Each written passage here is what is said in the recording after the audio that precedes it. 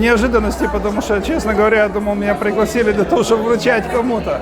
Потому что мои коллеги, они достойные люди. И, как я уже сказал, труд хирурга – это коллективный труд. А ввиду того, что я представляю, с одной стороны, первую кафедру на Украине, которая занимается сейчас обучением пластической реконструктивной хирургии, и еще и президент ассоциации, Украинской ассоциации пластических и эстетических хирургов, я решил, что я буду просто кому-то вручать.